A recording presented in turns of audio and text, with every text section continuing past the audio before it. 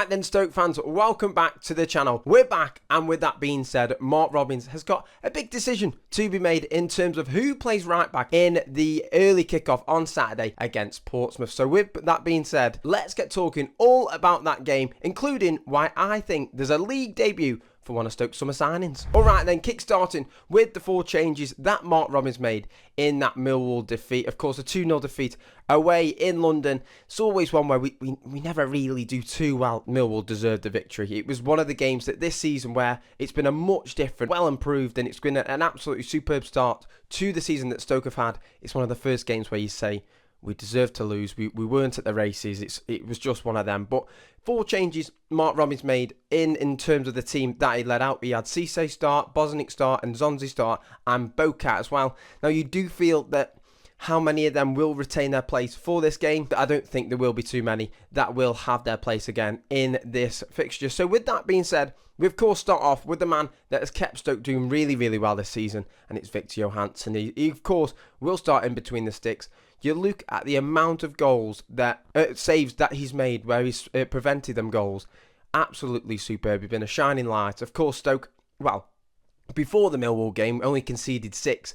Obviously, it's 8 goals conceded now, but it's one of the best defences that we had in the league. And when would you ever say that about a Stoke City side? It's been a very good defensive performance. I think you look at the goals from yesterday in terms of when how Stoke conceded them. I just think it's preventable kind of thing. I think you even could look at the first goal in terms of Viktor Johansson. Did he get a good connection on the ball that then allowed the possession to be turned over?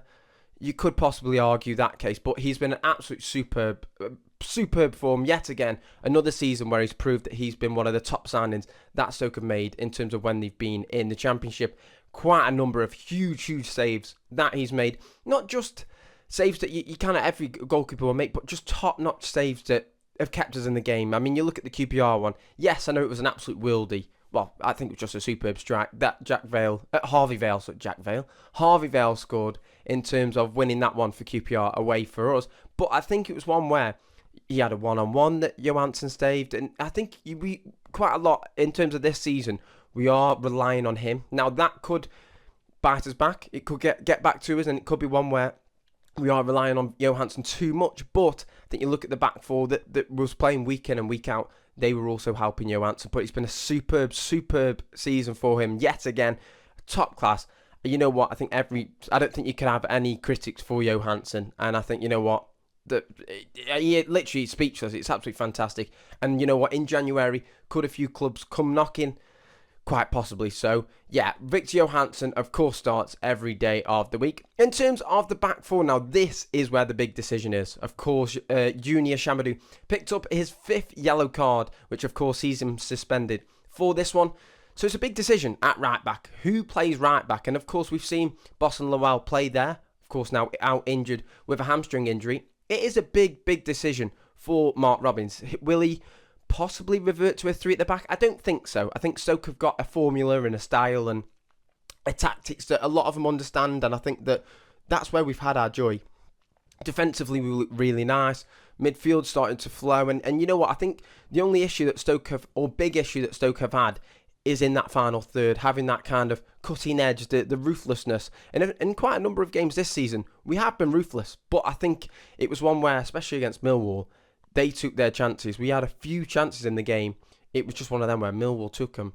Don't get me wrong, still deserved to get the game, but they take their chances, and that's what you have with teams that stay in the playoffs.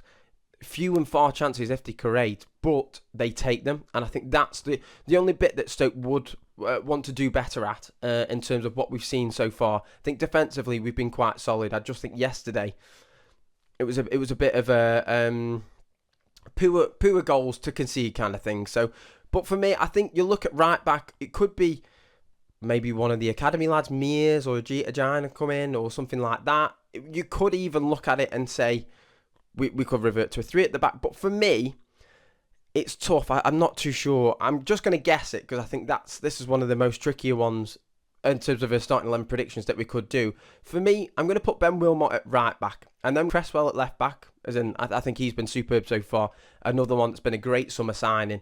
But I just think it's one where could we I don't know. I just think it's one of the ones that makes sense the most to me. We've seen Wilmot play right back before. Don't get me wrong. When Junior Tchamadeu wasn't available for the Derby game, the last game of the season, where Stoke, of course, drew 0-0, Wilmot didn't play right back. We played a 3 at the back with Junior Tchamadeu not included.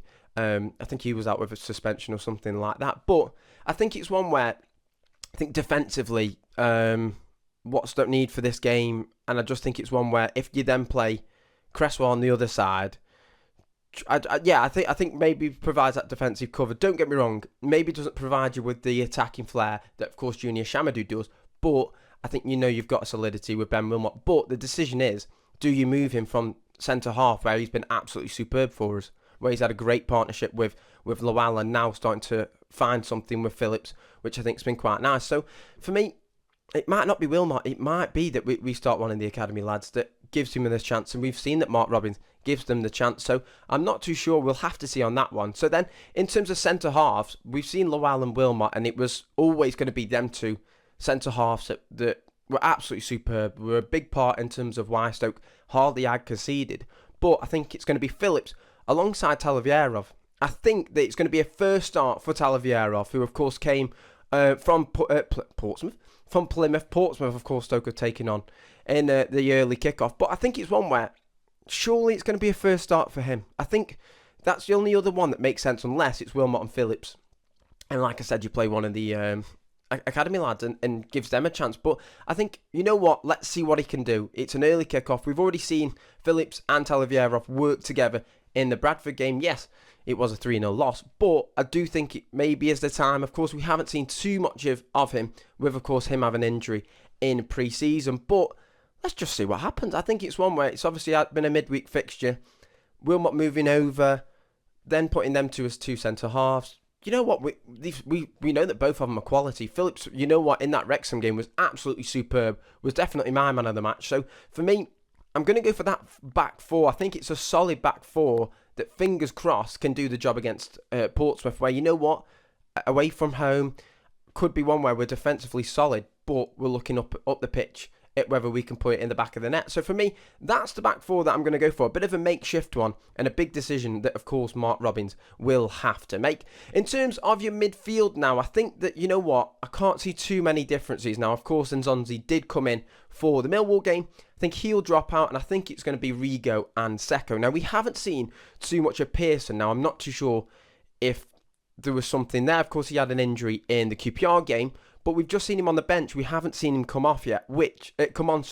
So, for me, I think it would make sense for Rigo and Seko to be in that midfield. Now, Lewis Baker's back, of course, came back from his injury. I think he'll slot in a bit more of an advanced role, in that more number 10 role that we've seen him play. And I think Rigo will drop back into a bit more of a box-to-box, a number 8 role. And I think that them three, fingers crossed, can complement each other and give us a good display. Now, I think that Seko has been...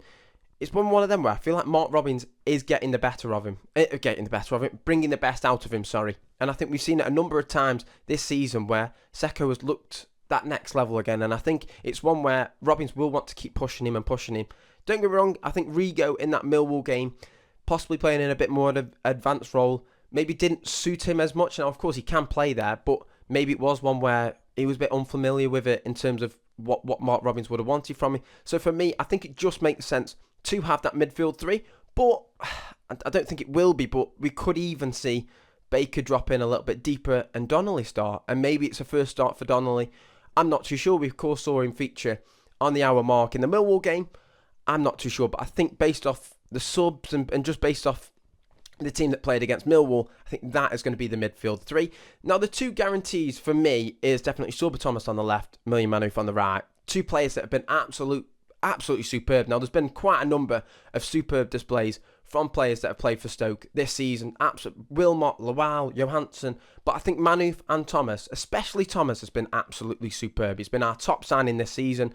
His crosses, his goals, his assists, everything that he brings to the table is exactly what Stoke fans want to see. And I think just carry on. Now, my worry is, of course, if he was to get injured, what then happens there. And of course, you have got to say the likes of Cisse, but for me, I think Cisse's just settling in. It's one of them, he's still settling in, trying to find his flow, and fingers crossed that can happen soon, but it could just take one appearance off the bench where he gets an assist or where he gets a goal that he needs. So it could be one of them where you start Manuf and Thomas, and possibly if Manuf isn't up at the races, he comes on in the 70th minute and makes a difference. But for me, both of these two have been absolute shining lights. A great start. I think we need to see not more, I won't say more from Thomas, maybe a tiny bit more from Manuf. Now, don't get me wrong, I think Manuf does have his critics that can come out of nowhere, but you do just look at sometimes his decision making.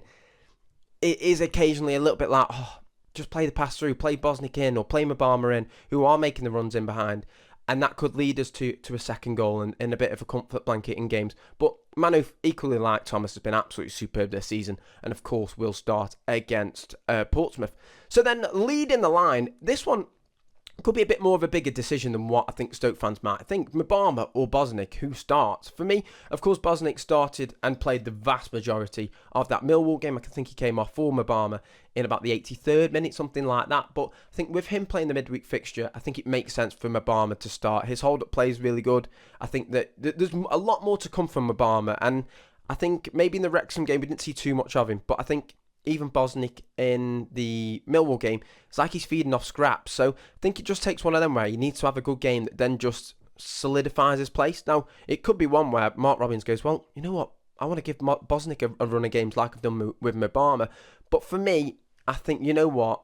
I think Mabama starts in this one. His hold-up play, I think his runs in behind as well could kind of switching up his game and possibly even having, and not Lewis Baker alongside him, but behind him, having a little bit of a link up there, and of course with the wide men as well. But for me, I just think this is a game where Stoke need to go at Portsmouth, unsettle them, and I think that if Portsmouth get a little inkling that then allows the home side to have a feeling that they can get something out of this game, then that's the last thing we want to happen. So I think Stoke have a lot of quality in their side, and for me, that side should get the 3 points away at Portsmouth. But it's games like these where away from home, we need to get the wins. We did it at Sheffield Wednesday where we got an early goal. I think we need an early goal, and fingers crossed Mabama can be the one that brings that. But that's the team I'm going to go for. I hope you guys enjoyed. Make sure you like, make sure you comment what side you would have put out if you were, of course, the manager. But for now, we hope you've enjoyed. Make sure you subscribe. Until then, I'll see you guys next time.